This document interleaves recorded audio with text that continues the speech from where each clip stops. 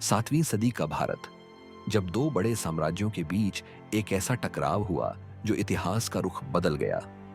एक तरफ थे हर्ष, उत्तर भारत के महान सम्राट जो हर तरफ विजय पाते जा रहे थे, और दूसरी तरफ थे पुलकेशिन द्वितीय, दक्षिण भारत के निर्भय और तीखे राजा। ये कहानी है पुलकेशिन द्वितीय की, जो हर्ष के सामने खड़े हुए और दक्षिण भारत की तकदीर को हमेशा के लिए बदल दिया। लगभग 610 सी में पुलकेशिन द्वितीय ने चालुक्य वंश की राजगद्दी संभाली। उनकी राज्याभिषेक की कहानी तेजी से बदली, लेकिन आसान नहीं थी।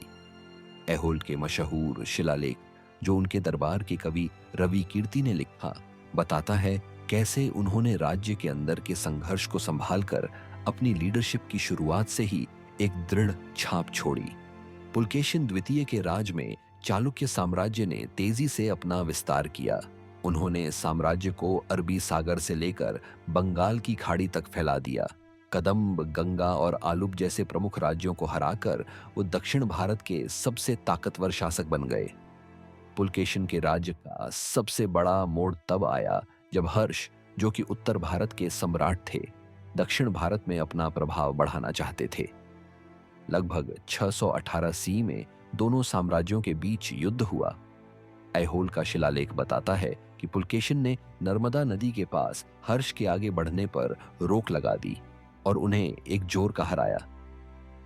ये जीत इतनी बड़ी थी कि इसने दक्षिण भारत को उत्तर के कब्जे से बचाकर एक अलग पहचान दी।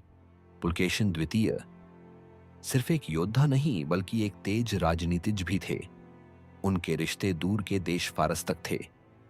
फारसी सम्राट खुसरो द्वितीय ने अपने दूत पुलकेशिन के दरबार में भेजे, यह दिखाने के लिए कि पुलकेशिन की ताकत और सम्मान दूर देश तक जा चुकी थी। इन संबंधों ने चालुक्य साम्राज्य को एक ग्लोबल पॉलिटिकल और ट्रेड पावर बना दिया। पुलकेशिन के समय चालुक्य साम्राज्य में जबरदस्त आर्थिक विकास हुआ। ट्रेड रूट्स ने भारत को फारस, अरब और ईस्ट एशिया से जोड़ दिया। उनकी राजधानी वातापी, आज का बादामी, व्यापार, कला और वास्तुकला का एक जीवंत केंद्र बन गई, जहां बड़े बड़े मंदिर बने और शहरी जिंदगी फली फूली। पुलकेशिन द्वितीय के समय भारत में कला और वास्तुकला का एक स्वर्ण युग आया। बादामी, ऐहोल और पट्टदकल जैसे स्थलों पर बनाए गए मंदिर आज भी उनके समय की कला और इंजीनियरिंग का जिंदा सबूत है। ये स्थलों की रचनाएं चालुक्य काल की कल्पना और कला की ऊंचाई को दिखाती है। ऐतिहासिक शिलालेख बताते हैं कि पुलकेशिन एक समझदार और न्यायप्रिय शासक थे। उनका शासन स्थानीय स्वायत्तता और केंद्रीय नियंत्रण का संतुलित मिश्रण था, जिससे समाज में स्थिरता और समृद्धि बनी रही।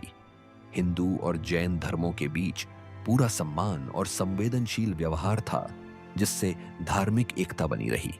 अपनी कई जीतों के बावजूद पुलकेशिन द्वितीय को आखिरी में पल्लव राजा नरसिंहवर्मन प्रथम से टकराव में हार का सामना करना पड़ा, लगभग 642 ईस्वी।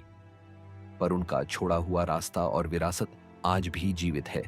उनका बनाया हुआ साम्राज्य, उनकी प्रेरणा से उठी सांस्कृतिक लहर और हर्ष जैसे सम्राट को हराने का इतिहास उन्हें भारत के सबसे महान राजाओं में गिनती दिलाता है।